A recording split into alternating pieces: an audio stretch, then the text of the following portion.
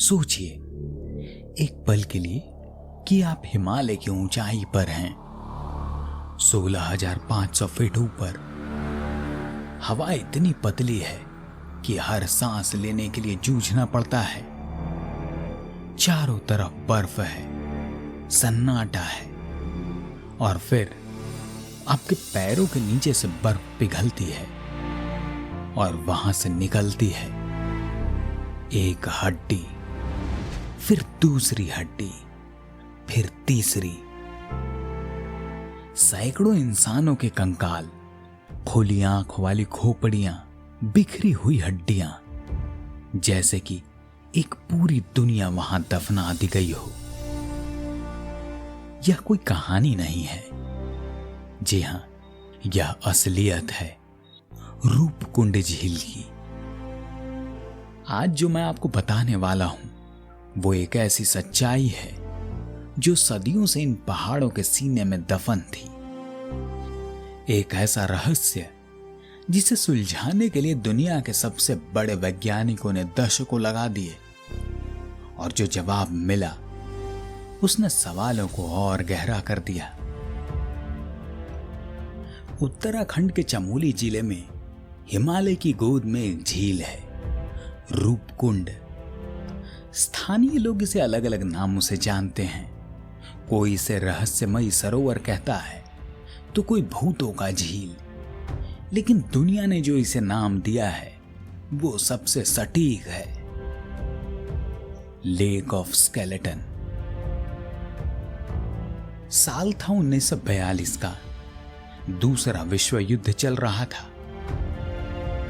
Bharat British हुकूमत के अधीन था और उत्तराखंड के पहाड़ों में एक ब्रिटिश फॉरेस्ट गार्ड हुआ करते थे, एच.के. माधवाल। वो किसी अपने सामान्य काम पर निकले थे। उन्होंने रूपकुंड के पास पहुंचकर जो देखा, उनके होश उड़ गए। सैकड़ों मानव कंकाल बिखरे हुए थे, कुछ पानी में, कुछ बर्फ में, कुछ पत्थरों के बीच, साथ में गहने, लकड़ी के भाले, चमड़े के जूते।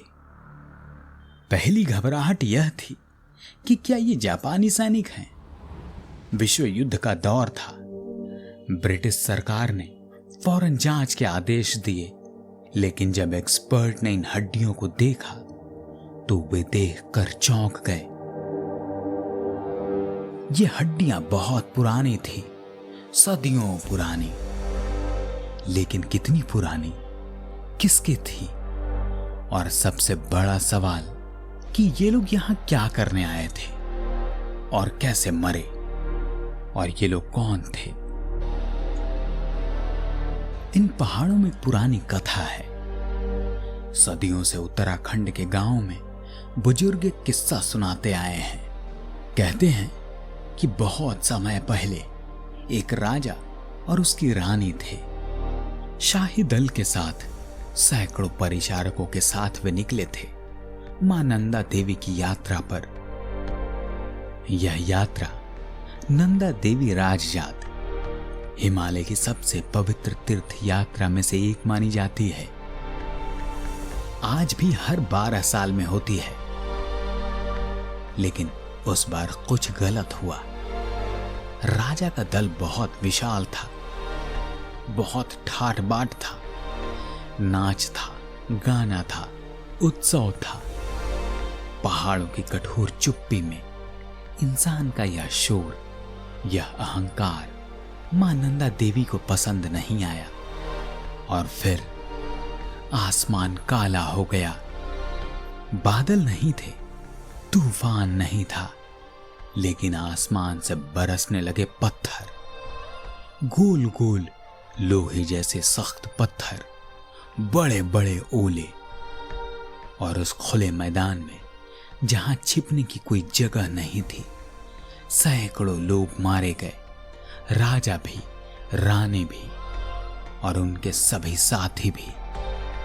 यह सिर्फ एक कहानी थी, एक किंवदंती, यह सच में थी।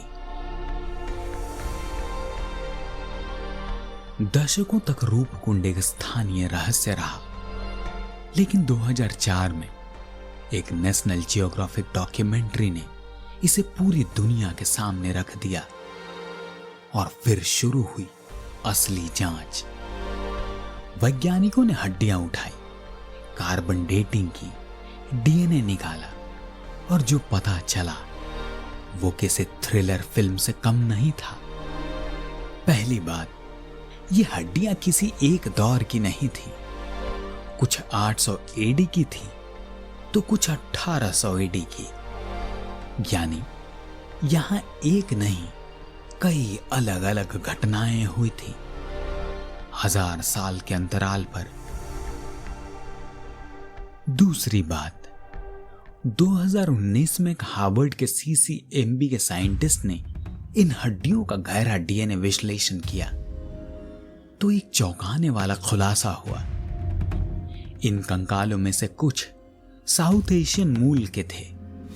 ठीक है, यह समझ में आता है कि भारत के तीर्थयात्री होंगे, लेकिन एक ग्रुप और था जिनका डीएनए मिलता था मेडिटेरेनियन क्षेत्र से, जो कि ग्रीस है, ग्रीस से या उसके आसपास के इलाकों से। पर यह कैसे संभव है? 14वीं सदी में या उससे भी पहले भूमध्य सागरीय इलाकों के लोग हिमालय की इस 16,500 फुट ऊंची झील तक कैसे पहुंचे? क्या वो व्यापारी थे? क्या वे किसी अभियान पर थे? क्या वे खुद अपनी मर्जी से आए थे या किसी ने उन्हें यहां लाया? आज तक यह बात कोई नहीं जानता। यहां तक तो सारी बातें समझ में आती हैं, लेकिन डीएनए से भी बड़ा सवाल था कि ये मरे कैसे। हड्डियों पर कोई तलवार के निशान नहीं थे, कोई तीर नहीं, कोई युद्ध के संकेत नहीं, लेकिन थी तो खोपड़ियों पर गहरी चोटें, पीछे से ऊपर से एक जैसी।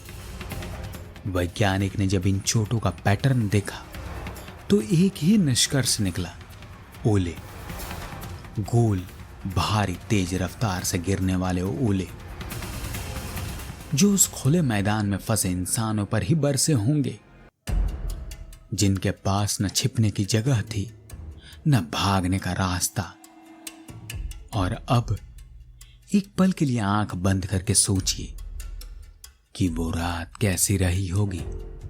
वो लोग जो देवी के दर्शन के लिए निकले थे, थके हुए थे, ठंड में पतली हवा में सांस लेते हुए, और फिर अचानक आसमान बदल गया, हवा रुक गई और फिर पहला पत्थर गिरा।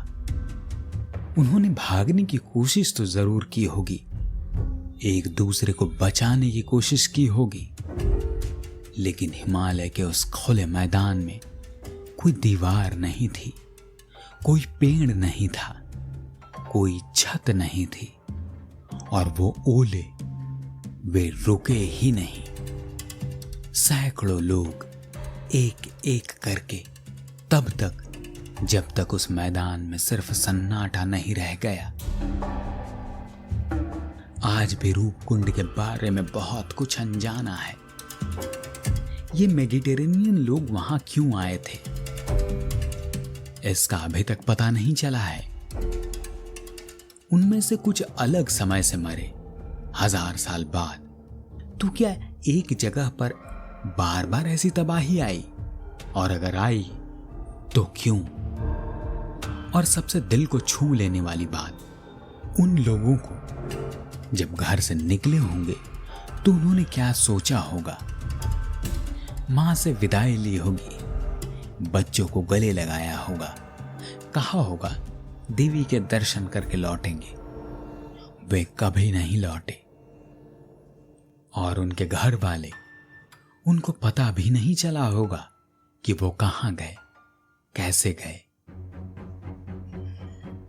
कभी कभी मैं सोचता हूं, इन हड्डियों में से एक हड्डी किसी की मां की होगी, किसी की बेटे की होगी, किसी की पहली यात्रा रही होगी, और वो सब उस बर्फ में, उस सन्नाटे में सदियों तक पड़े रहे, कोई नहीं आया। हिमालय ने उन्हें अपने सीने में छिपा लिया, जैसे कोई राज हो जिसे पहाड़ बताना नहीं चाहते। रूपकुंड आज भी वैसी ही है। हर गर्मी में बर्फ पिघलती है, हड्डियां उभरती हैं, और वो सवाल जो हजारों साल पुराने हैं वो आज भी जवाब मांगते हैं। शायद कुछ रहस्यों का जवाब इंसानों को कभी नहीं मिलना। शायद कुछ सवाल सिर्फ पहाड़ों के लिए होते हैं।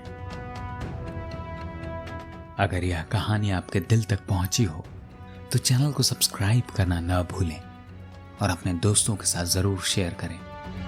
धन्यवाद।